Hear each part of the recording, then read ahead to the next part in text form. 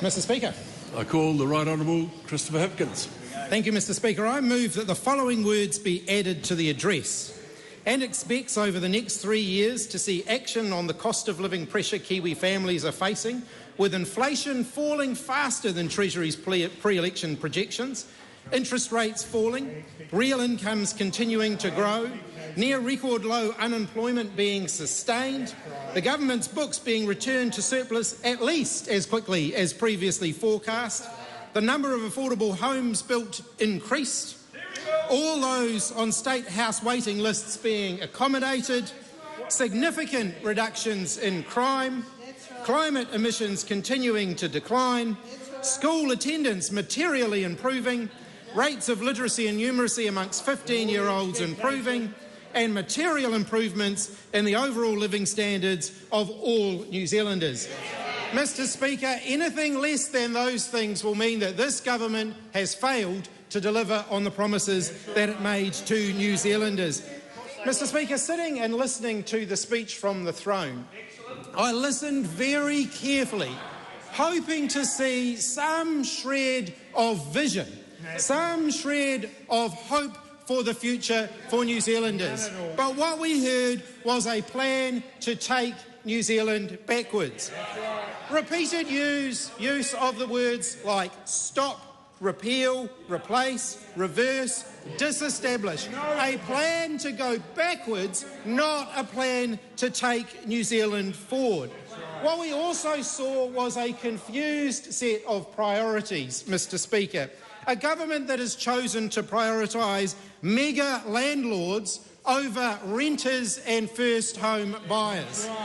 A government that has chosen to prioritise the tobacco lobby over the health and well-being of young New Zealanders. A government that has chosen to prioritise oil and gas companies over our environment. A government that has chosen to prioritise millionaires instead of salary and wage workers. A government that has chosen to accept conspiracy theories instead of policy-based fact, evidence and science. Mr Speaker, not only does the government have its priorities wrong, this could well be the most shambolic beginning of any government in New Zealand's history. First, we had the coalition negotiations, Mr Speaker, with, as predicted, Winston Peters and David Seymour running circles around Christopher Luxon. I don't think I have ever seen anything quite as pathetic as the incoming Prime Minister literally sprinting out the door of Parliament to fly back to Auckland because he had been summoned by Winston Peters, because Winston Peters decided that he didn't want to come to Wellington, he wanted instead to summons the others to come to Auckland. Not exactly a strong and stable start to coalition negotiations, Mr Speaker. But then, of course, when the government finally took office, and we thought things might settle down a bit, it actually got worse, because in those signature moments in the formation of the new government, Winston Peters once again stole the show, upstaging the Prime Minister throughout the entire process. Mr Speaker, on a serious note though, I respect the fact that New Zealanders at this last election voted for change. I don't think the change that they're getting is the change they thought they were voting for though. Mr Speaker, I don't think that this was the change that they had in mind, because when we look through the coalition documents that form the basis for this incoming government, we see a mishmash of confused priorities and broken promises literally weeks out from the election. But first, let's start with the fundamentals. Let's start with the economic fundamentals that underpin this government. Tax cuts that are simply unaffordable. Bigger tax cuts for mega landlords than what was promised before the election, and smaller tax cuts for working New Zealanders than what was promised before the election. That has been the upshot of the coalition negotiations. Mega landlords, around 300 of whom stand to get over $1 million in tax cuts each under this incoming government actually get their tax cuts brought forward, so they are going to get more, while working New Zealanders see the tax cuts they were promised by National starting to erode away through the wheeling and dealing of the incoming government. Mr Speaker, New Zealanders discovered late in the election campaign that the tax cuts that were being promised by National were actually a hoax to begin with. $250 a fortnight is what National promised the average working family.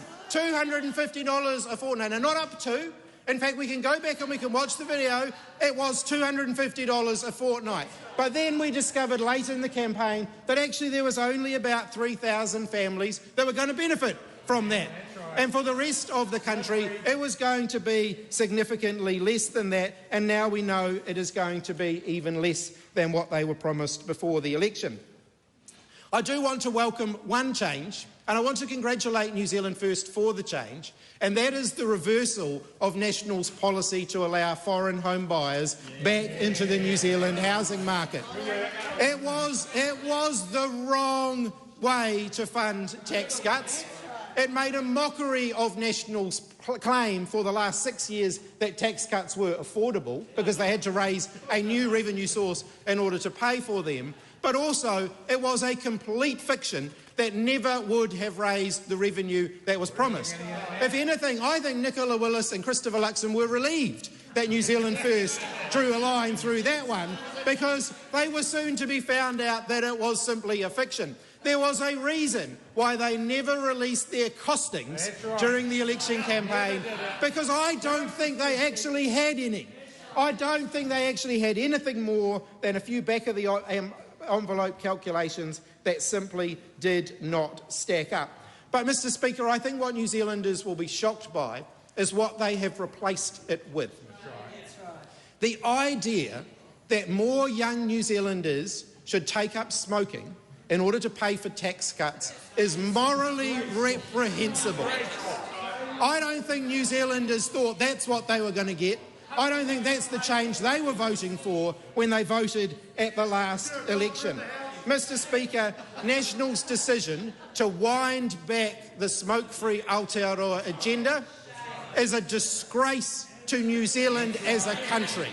It is an international embarrassment, and it is making headlines around the world for all the wrong reasons. Members opposite should think carefully about where they are positioning themselves when even the Conservatives in the UK think that they have made the wrong decision. When the Conservative Party in the UK are progressing an agenda which this government are now choosing to abandon, it should surely have them questioning their priorities, Mr Speaker. But that is not the only reason that the incoming government are embarrassing New Zealand internationally already. Trashing New Zealand's international reputation. Live animal exports is another area. Unbelievable. It is cruel and it is wrong, and it was banned for a reason. This is a government that proposed to reverse all action on climate change, and that is an embarrassment to New Zealand, a country that trades on its clean, green reputation.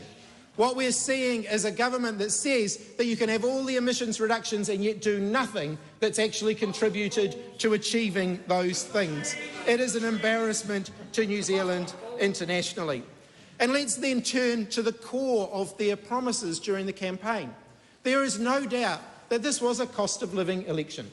The increase in inflation that we've seen post-pandemic has hurt Kiwi households and hurt Kiwi household budgets in particular.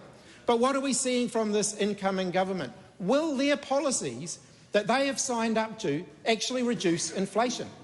Tax cuts that aren't properly funded and the catalogue of spending commitments that we've seen in the coalition agreements are more likely to stoke inflation than see inflation coming backwards. There is a reason that the government are now so desperately thrashing around trying to blame the outgoing government for everything they possibly can, because their numbers didn't add up before the election and they certainly don't add up after the coalition discussions. Let's talk about smoke and mirrors, and let's talk about some of the smoke and mirrors that we've seen in the last few days. The idea that Farmax funding and that the funding for school lunches was somehow a new surprise to the incoming government, despite the fact that it was in their own fiscal plan before the last election. Suddenly, somehow, this is all news to them now, and somehow the government was wrong, the outgoing government was wrong in not grouping up all of the time-limited commitments into a nice, easy summary that was easy to read, because apparently nobody on the other side of the House bothered to read the last budget as they put together their alternative fiscal plan. It's not that long, and I'm sure that someone on the other side has an attention span that can make it from the start to the finish, even if the incoming Finance Minister doesn't. Mr Speaker, as for cost overruns, I don't know whether it's escaped the incoming government that there has been an increase in inflation, and that as they were talking about the cost of living facing New Zealanders, it's somewhat surprising that they didn't factor that into their fiscal plans, because government costs have gone up during that time as well. We factored that into our fiscal plans, and during the campaign made it very clear to the National Party they'd underprovided for that. Oh no, we were told, we've got it all right. Now they know their numbers don't add up. They're trying to blame everybody but themselves when their numbers did not add up. So, Mr Speaker, let me begin with my first pledge for this Parliament. We will not let this incoming government rewrite history. That's right. They have inherited a set of government books that are on track to getting back into surplus. They have inherited an inflationary track that will mean by this time next year, inflation will be back to the 1 to 3% target range. They have inherited near record low unemployment that has been sustained for a prolonged period of time. They have inherited strong wage growth. That means working Kiwis are able to work hard and get ahead. They have inherited an economy that is growing faster than many economists had predicted it would grow, and it was never in recession, despite the fact that the new Prime Minister went up and down the country preaching doom and gloom. In fact, he went around the world preaching doom and gloom, saying that New Zealand was wet, whiny and miserable, and that Kiwi businesses had gone soft and we were in recession, when we never were. Mr Speaker, not only did we do all of those things, but whilst we were doing those things, we ensured that we were investing record amounts in fixing up New Zealand's run-down infrastructure. We also made sure that health and education was being properly funded, something that we could not say when we became the government in 2017. But, Mr Speaker, I also want to make the second of the pledges that I want to make in this House today, that as an opposition and as a future government, we will seek to bring New Zealanders together, not drive a wedge between Kiwis. The three most egregious examples of that we see from the incoming government are this. First, the adoption of COVID-19 conspiracy theories as apparent government policy. I say to the members opposite who have pledged to end all COVID-19 mandates, can they name one that's still in place? Can they name one? I hear crickets on the Treasury benches, Mr Speaker, because there aren't any. But they want to buy into the conspiracy theorist view. They are now questioning the efficacy of vaccine science. Mr Speaker, I think this House should be proud of the fact that we, as a whole Parliament, said to New Zealanders that vaccines were safe and effective, and Kiwis should do that. And I think it is a massive step backwards that this government are now officially questioning that. I also think, Mr Speaker, that it's a stain on New Zealand's international reputation that we are one of only 2 or 3 countries in the world saying that we don't want to be part of the system that the World Health Organization are setting up to stop future pandemics. A system set up to stop future pandemics, and this government are saying they don't want New Zealand to be part of it, making us an embarrassing international outlier. We see outright attacks from the incoming government on our gender diverse community that are frankly a massive step backwards. I want our schools to be a safe place for all young New Zealanders, including our gender diverse young people. I want all of our young people in New Zealand to be free to be who they are, to not feel like they have to be someone who they are not when they walk through the school gate. And I want New Zealand to be a country where young people learn to be respectful of diversity and difference, not one where they are encouraged to judge and persecute others who are not like them.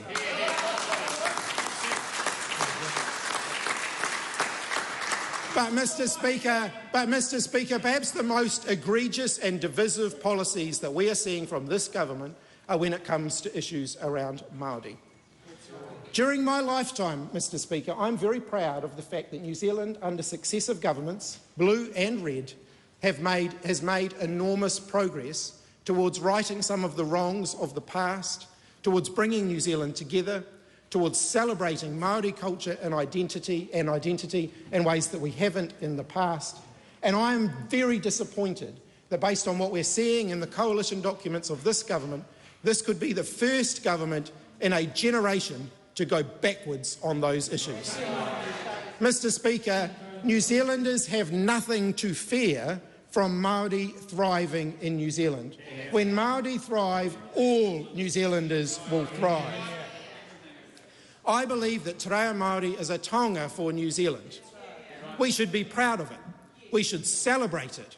We should foster it.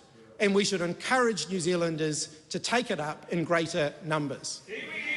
The rhetoric that we've seen in the last 24 hours of suggesting that those who speak fluent Te Reo Māori in public service roles should have their pay docked is simply disgraceful. We pay extra allowances to teachers who are fluent in Te Reo Māori because there is so much demand for it, because so many young New Zealanders want to learn it. And I am proud, as Minister of Education, to have seen an expansion of Te Reo Māori provision in our schools so that the future generations of New Zealanders, including Pākehā New Zealanders, can learn Te Reo Māori, something I didn't get the opportunity to do when I was at school, and I wish that I had. And I want to make sure that future New Zealanders get to have that.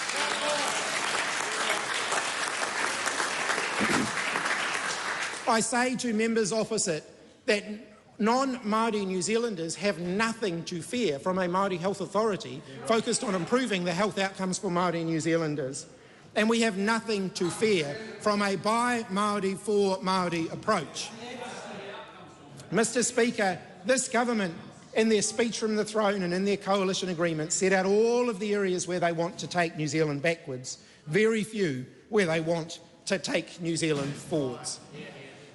Repealing the Resource Management Act, which the last national government said was flawed and needed to be changed, and putting it back to what it was before, so repealing the repeal and going back to the RMA isn't going to take New Zealand forward, particularly when they don't know what they're going to eventually replace it with.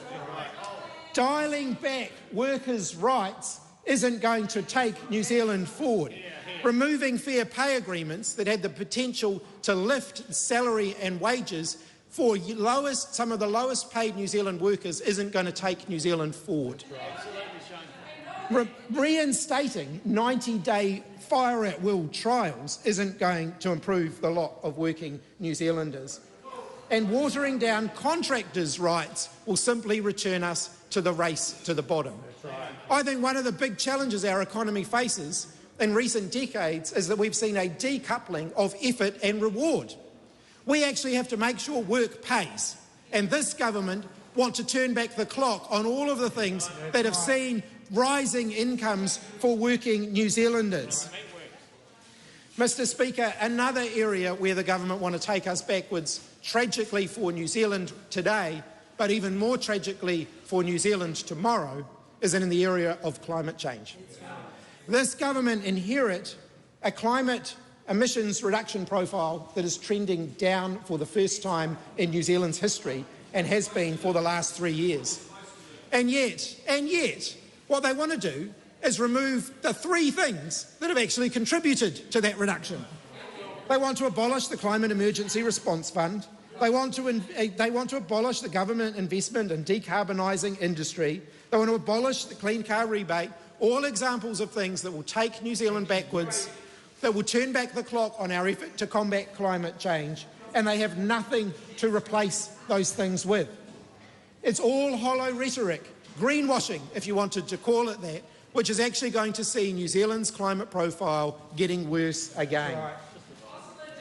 And given that that was the cost of living election, Mr. Speaker, I looked closely in the speech from the throne and the coalition deals to see what they were actually going to do about it.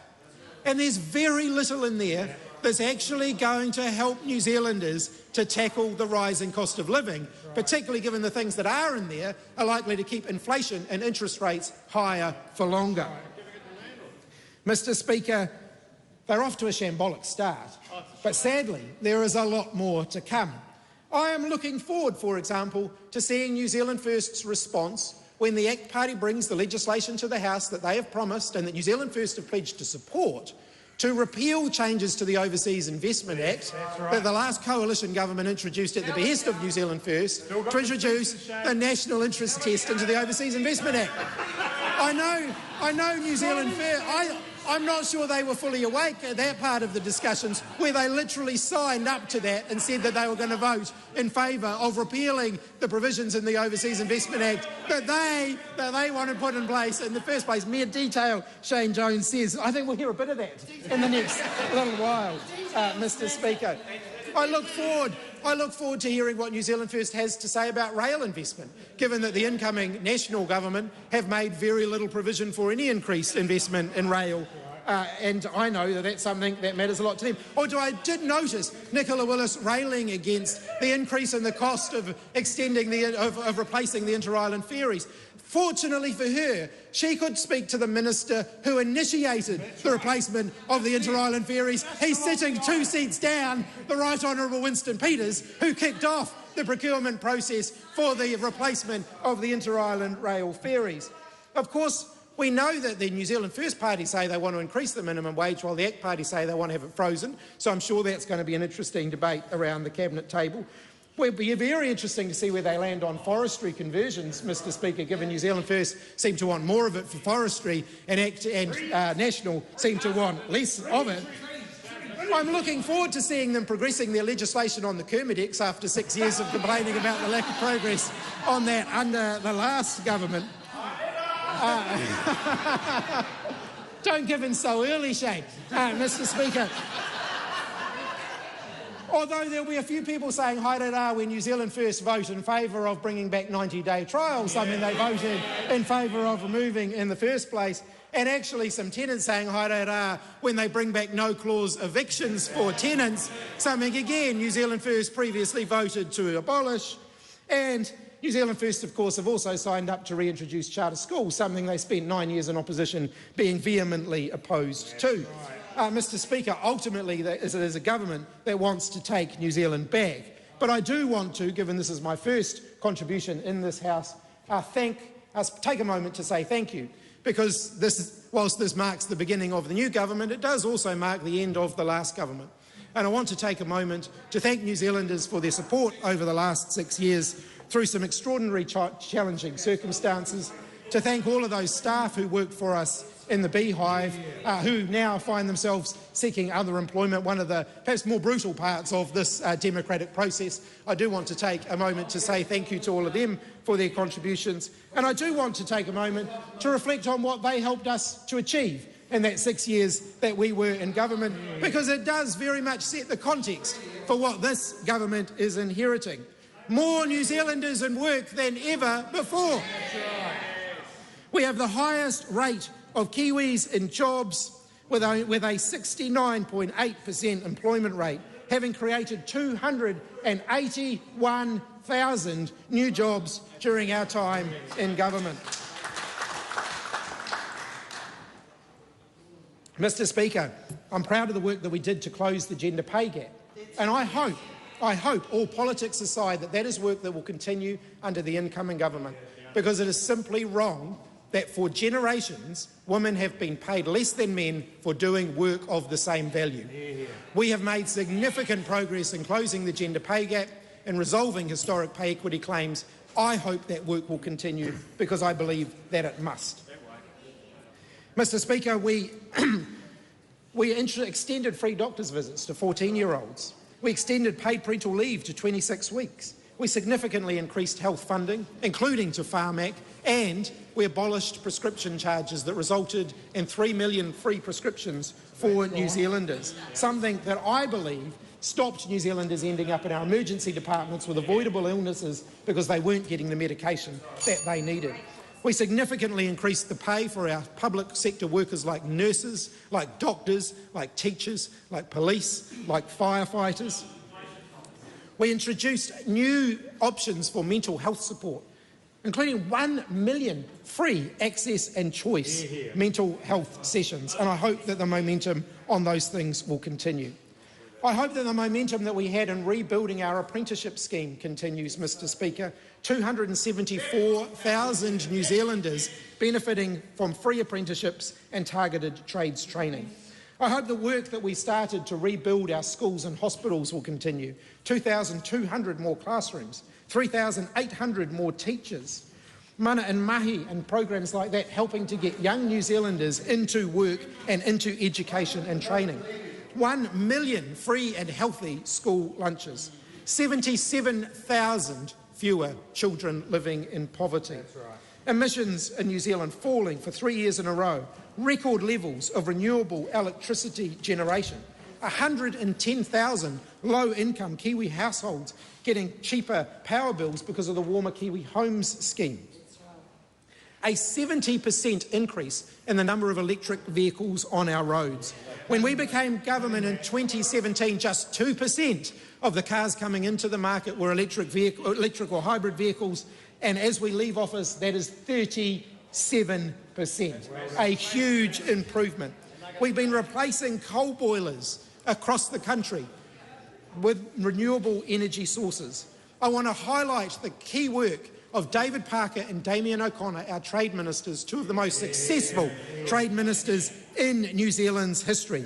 When we became government, less than half our exports were covered by free trade agreements. Now nearly 3/4 are.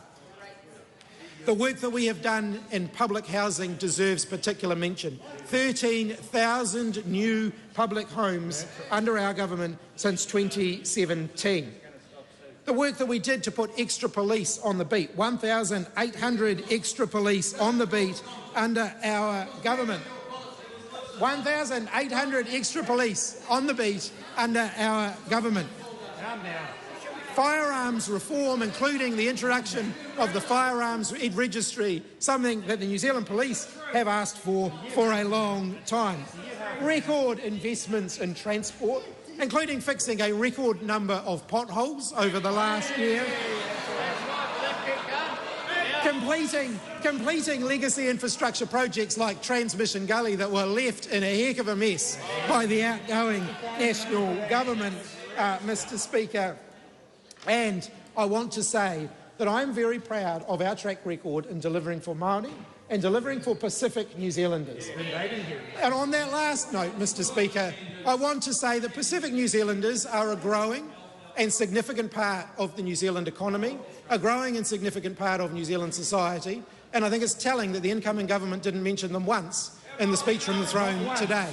Not one single time, Mr. Speaker. That does not bode well for Pacific New Zealanders in the future.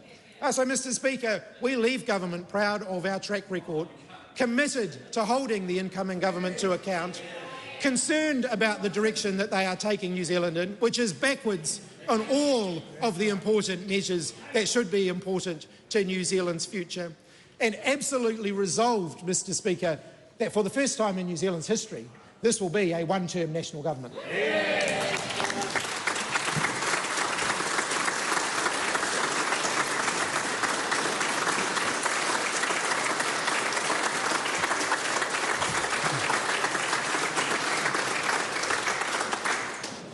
The question is that the amendment be agreed to. I call on the Right Honourable Prime Minister, Christopher Luxon. Well, Mr. Speaker, it is great to be back. Not just back, but back with a bigger team, more talent, fresh ideas, committed committed coalition partners, and a big program to deliver, and a big mandate from voters to get New Zealand back on track.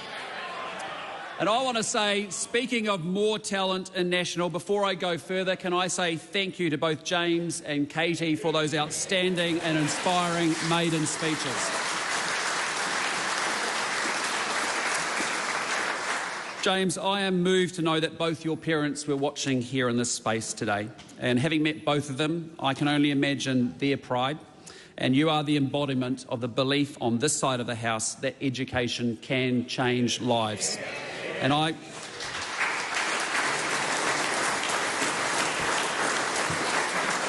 want to acknowledge your mother's foresight, as you do too, because in instilling the value of education in you, she gave you a gift. And you stepped up and you made the most of it, and you worked hard as a result. You are here today because of it, and I know you're going to make great contributions to this place, so congratulations, James. Well done. Katie, you were also instrumental in helping National win back the Bay, and we can all see why. Like James, you too have been strongly shaped by your family's circumstances, and in your case through business, service and a love of the place that you call home. And I also want to acknowledge your family on what is a proud day for them too, and for you and for National. So congratulations, Katie, as well.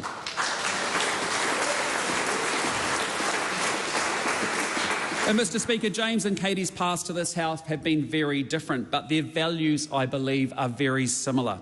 They are National Party values that cherish independence, that cherish aspiration and effort, and that call to public service. And it is for all 123 of us MPs an honour and a privilege to serve the public from this very place, which is the beating heart of New Zealand's democracy. And we represent different parties, and we come from different backgrounds and experiences with unique life stories. But in this House, each of us is heard. Our voices count. And across the House, I genuinely want to congratulate every new MP on your election to Parliament and urge you to use your time here well. And congratulations again to you, Mr. Speaker. Your guidance, experience and sense of fairness will serve all of us in this House and New Zealand very well. Now, Mr. Speaker, I have to say, New Zealand is under new management.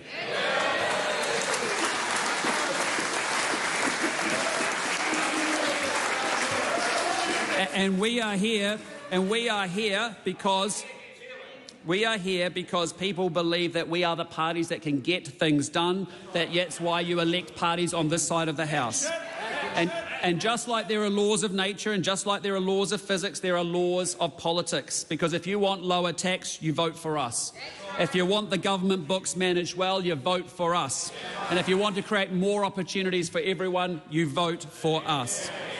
And New Zealanders get it, and New Zealanders want it, and that's why they elected the parties in this coalition government. They know that we will get things done and that those things will be the things that matter to them. New Zealanders want National Act in New Zealand First to be the strong government that New Zealand needs. They want us to deliver you, and I'm telling you, we will. So let me take a moment just to acknowledge the National team in this House. And you've already met two of our class of 23. But from Grant McCullum in Northland to Miles Anderson down south in Waitaki, from Dana Kirkpatrick in the East Coast to Maureen Pugh on the West Coast, National MPs reclaim from Labour so much of New Zealand in this year's election. And I welcome two National MPs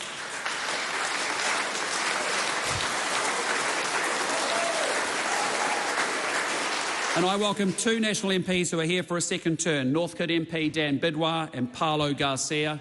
And didn't Paolo Garcia do well, turning Newland blue for the first time in 60 years? 60 years. It is great to have you both back. Great to have you both back. And we also welcome Nancy Liu off the list after a happy byproduct of Andrew Bailey smashing the Port Waikato by-election. Now, Mr. Speaker, in the North Island, our new MPs are Carl Bates in Wanganui, Cameron Brewer in Upper Harbour, Mike Butterick in Wairarapa, Carlos Chung from Mount Roskill, and Mount Roskill, what a win that was as well. We've got Tim Costley in Otaki, we've got Greg Fleming from Mongakeke, we've got Ryan Hamilton aptly in Hamilton East, we've got David McLeod in New Plymouth, Rima Narkley from Takanini, Suze Redmayne from Rangateke, Tom Rutherford from the Bay of Plenty, and Catherine Wedd from Tuki Tuki, who you heard Katie talk to in her remarks. And in the South Island, where we already have a strong showing of MPs, we're adding Hamish Campbell in Ireland, and we're adding Vanessa Wienick in Banks Malincha, and what a great win that was too.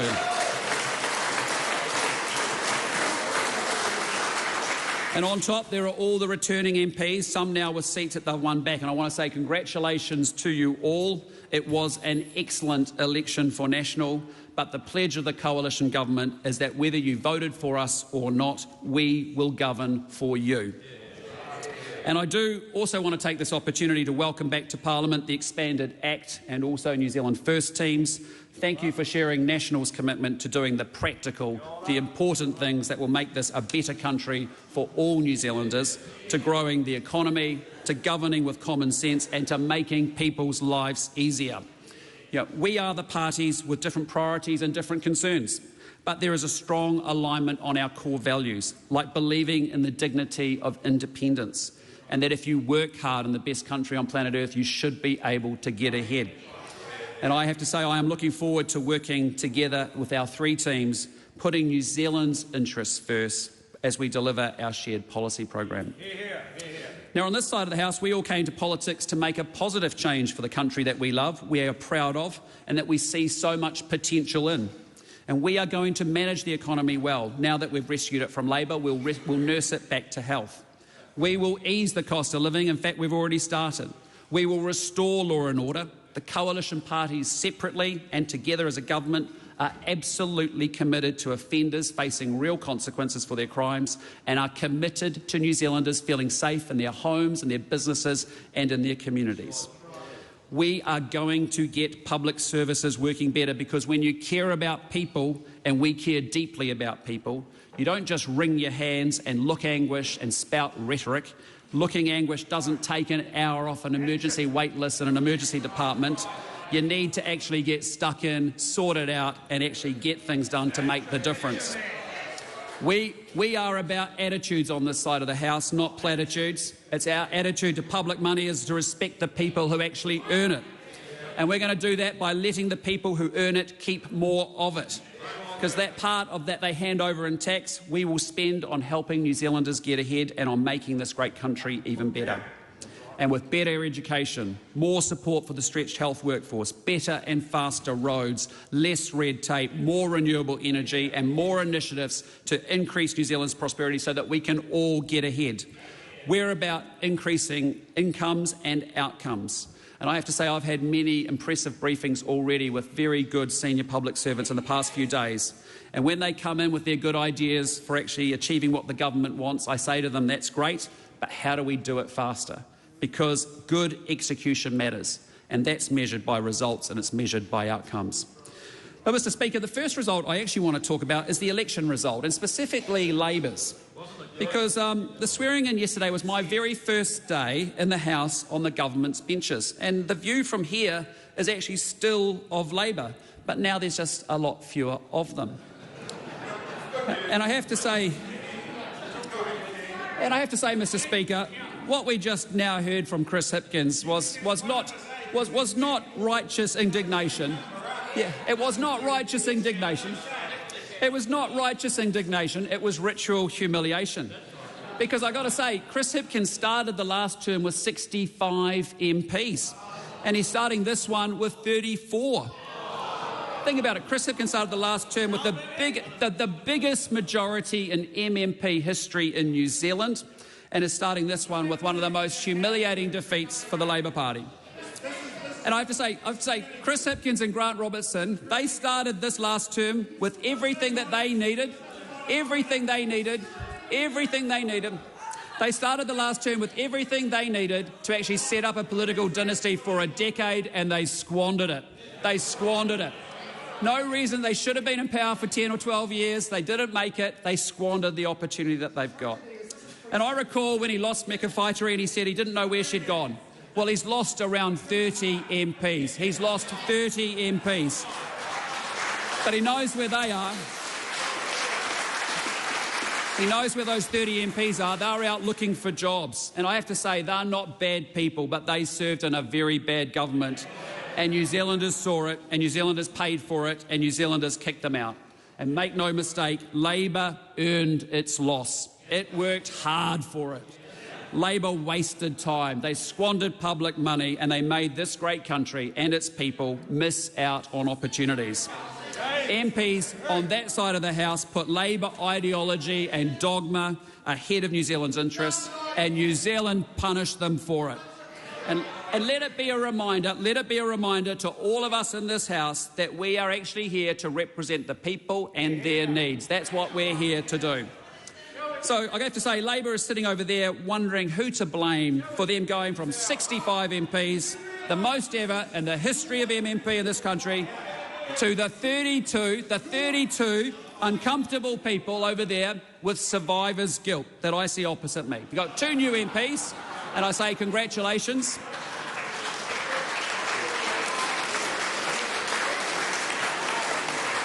But we heard from a bitter and a twisted and a negative Chris Hipkins, the one we saw during the campaign over there.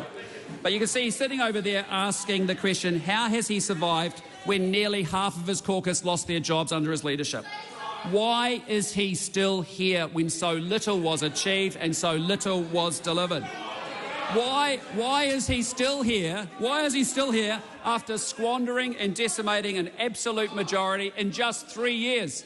Squandering an absolute majority in 3 years. And so many Kiwis said, I'll vote for anyone but Labor, and they did. And I've been thinking about it. I've been thinking about Chris Hipkins a little bit. And I just have to say, he is actually like an arsonist who, having thrown an accelerant all over the joint and lit the place up, he doesn't just slink off, actually leaving the scene, realising he's caused a huge amount of damage. He doesn't actually fess up, put his hand up, apologise to the New Zealand people and actually say he got it wrong. He just simply loiters and hangs around at the scene of the crime, actually just waiting and watching everything.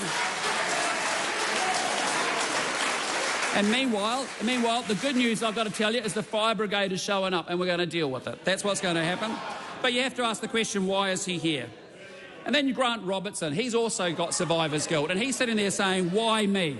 Why did I survive when I was the Minister of Finance who delivered food price inflation of 28%? 28%, faster than at any time since the 1980s. Why did I survive when weekly rents went up $180 per week? Why? Why is he still here? When the official cash rate hit its highest point since 2008. You tripled mortgage interest rates, you crippled family budgets, and the question Grant Robertson got asked is, why am I still here? Why?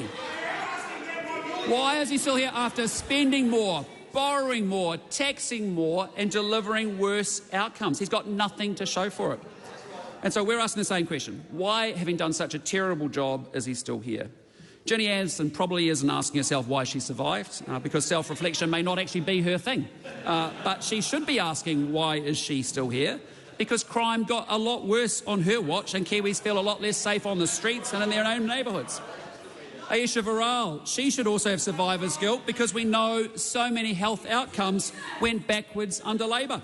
Immunisation rates, waitlist times at emergency departments, first specialist appointments, surgeries, all went backwards over that time.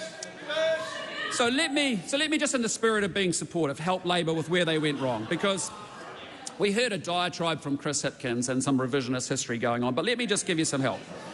While Labor was wasting billions of dollars and achieving nothing, while they were distracted building a big new health bureaucracy as health outcomes went backwards, while they were alienating the public by progressing co-governance without ever explaining it, and while they were talking gibberish in the draft science curriculum, which didn't even mention the words physics, chemistry or biology, New Zealanders were actually struggling. And families were facing rising bills, they were going backwards, and Labor was busy on new taxes and hate speech. And I point this out merely to help Labor work out what went wrong, and also to say that on this side of the House, we understand what matters to New Zealanders. The things that impact their daily lives are the things that matter the most to all of them. Those are the things that we need to be talking about in this place. Those are the things that the public elected us to talk about here. Those are the things that matter the most to them.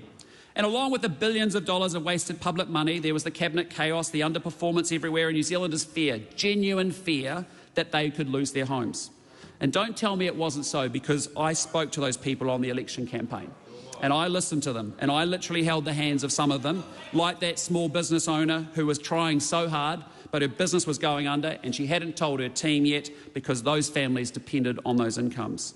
And she cried telling me how hard it was, and that's how it was to be a small business owner after 6 years of Labour. And I met people who own dairies where terrible things had happened to them, and I truly hope that the children in those families recover from those experiences. And I met farmers who used to spend a couple of hours a week on paperwork, and they were dedicated to running their properties in the most environmentally sustainable way they could. And now they spend a day a week complying with the government bureaucracy and the rules, telling them how to do their jobs. And this government's going to show a lot more respect than the last government did to those people. And so, Mr Speaker, I have to say there is hope. There is a government that appreciates that businesses provide jobs and opportunities for other New Zealanders. Business owners and managers understand that their greatest resource is their team. And it is by working together that the team grows the business and it creates better wages and more opportunities and more jobs. And that's the national way of looking at it. It's the aspirational way. And we say it takes a lot of courage to start a small business and to employ people, and those who do it well should be extremely proud of what they do. And it's similar with private rentals. Over here, we know that landlords are mostly New Zealanders who are trying hard to get ahead by investing their savings and providing homes for other families. And here's what Labour has never understood. Many of the tenants that they see as perpetual victims of the so-called evil capitalist landlords have aspirations too. They have aspirations too. Not only to own their own homes, but perhaps one day maybe to become landlords themselves. So they voted for us as a government of aspiration. And we are a government that says this will once again be a country where you can realistically go about achieving your dream. Your path might be trades training, it might be tertiary education, a business you started at the dining room table or on a fishing boat, or just a really good idea to solve something that bugs you. But whatever the motivation and whoever and wherever you are, we want to encourage people to have a go in this country. We will not be a government that slams people with rules and costs and that makes even the most hopeful entrepreneur lose hope as they have been doing. And national campaigns on 3 key areas that concerned us before the election, and I'm telling you we're going to continue to drive improvement in government, and I want to thank ACT and New Zealand First for their support in doing that. The first thing is we're going to rebuild the economy to make it work for all New Zealanders. Because we know on this side of the House, we know that the living standards of every single one of us depends on a strong and growing economy. A strong and growing economy provides individuals and families with the opportunity to get ahead, and it generates the value and the wealth that lets us invest in this country in infrastructure and the public services that we so well deserve.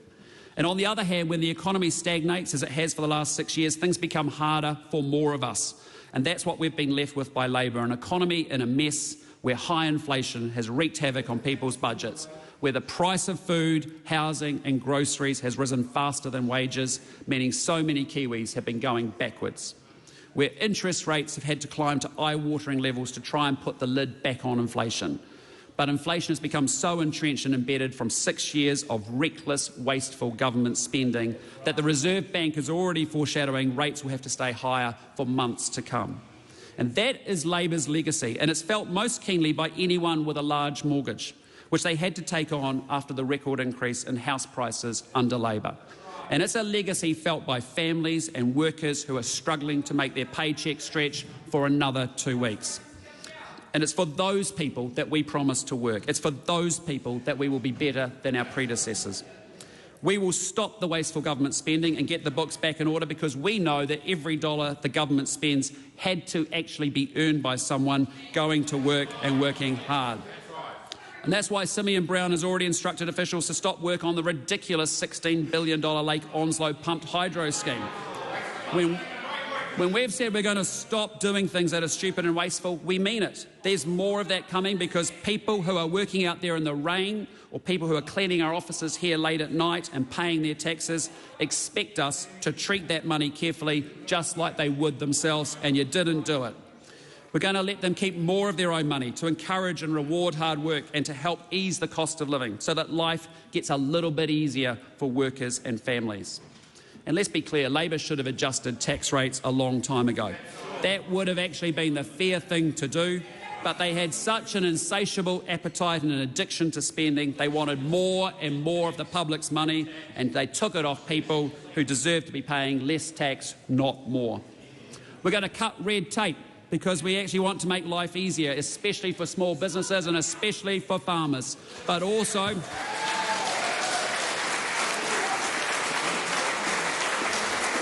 and we're going to cut that red tape so that cost stops getting passed on to consumers with higher prices. And in some sectors, getting things done is more expensive in New Zealand than it is anywhere else in the world. And yes, we want to be world leading, but not for the cost of doing business. We're not a wealthy country, so we need to stop making things even more expensive by loading up unnecessary costs. And that means we're going to simplify planning rules so people who want to build stuff and get things done from a new deck or to an offshore wind farm can actually get on and get it done. We're going to get going on infrastructure, including 13 new roads of national significance and public transport projects that actually get progressed, not just talked and talked and talked about by consultants. We're going to unleash significant investment in new renewable energy generation so we can meet our climate targets without shutting down our most important economic sectors. And given the scale of the infrastructure deficit New Zealand faces after 6 years of a Labour government, we're going to be unapologetic about getting the private sector involved where that makes sense too. We know there's a lot of money sitting around with institutional investors both here in New Zealand and overseas, investors who are looking for safe, stable, long-term projects to invest in. So one of the first jobs of our new National Infrastructure Agency is going to be to set up a better matching of investors with projects to get things done faster. Now, Mr Speaker, let me turn to law and order, because ensuring people are actually safe in their own homes, their businesses and communities is a pretty basic responsibility of any government. But the Labour government didn't live up to that responsibility, and over the past 6 years, violent crime went up 33%, serious assaults went up, I think, doubled, gang membership went up over 70%. And I've got to tell you, gangs wreck lives, and they are responsible for enormous social and community harm. And under Labour, they were allowed to overrun entire towns, take over motorways and actually beat people up in public daylight. And that growth in gangs is troubling, especially for communities with a large gang presence, but also troubling for anyone who truly cares about our country. And as I've said before, if you care, you do something about it to help. So this government is going to focus on law and order and restoring personal responsibility as part of our commitment of making our communities safer. And of course, we'll focus on the causes of crime too, but also on law and order, because here's another stat for you. 60% of gang members, 60% more gang members are on home detention under Labour, and they're responsible for 1/3 of the breaches. And here's another one. Retail crime has impacted and been impacted by an incredible 92%. It's cost us actually $2.6 billion extra. And we're all now paying for that crime with higher prices and more inflation. We are going to combat youth offending. We're going to make sure we get our young offender military academies in place. We're going to make sure we actually put young people's lives on a better and a much more productive path going forward. And I tell you, our parties here on this side of the House are all aligned in amending the Sentencing Act so that we make sure you get appropriate consequences and you actually get serious time when you actually cause pain and suffering for people across New Zealand. We're going to restore the 3 strikes, and we're committed to training no fewer than 500 new frontline police officers in our first 2 years. Now, Labour said the 2017 election was going to be a new beginning for our education system. Remember that? Remember that one? That was what they said. You know, transformational government, going to be fantastic, going to deliver outstanding outcomes for education. They were right, but not in a good way, because essentially it was a new beginning for our education system, and a sad one. What we've seen is a rapid slide in academic achievement and the beginning of an enormous problem with absenteeism.